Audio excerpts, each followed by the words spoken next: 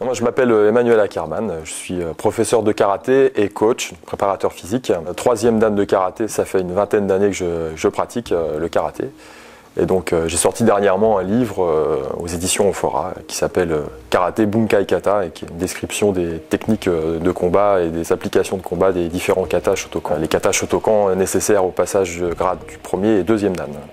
Alors pour moi le karaté c'est un mode de vie en fait, c'est-à-dire que tout ce que je fais dans le domaine sportif, en tant que coach, en tant que préparateur physique, tout ça s'oriente autour du karaté en fait. C'est-à-dire que lorsque je travaille pour être plus souple, pour être plus puissant, etc., c'est pour enrichir mon karaté.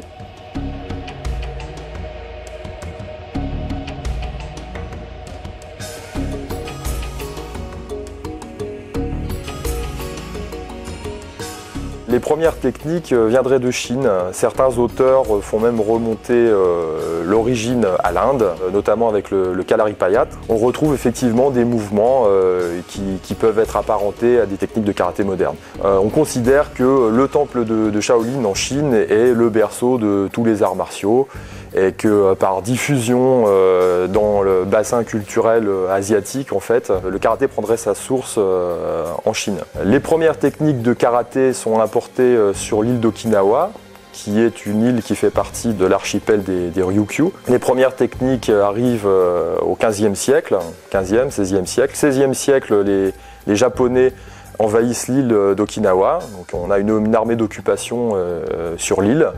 Et donc les habitants développent des techniques d'autodéfense à partir des techniques martiales chinoises et puis évidemment des formes de combat locales.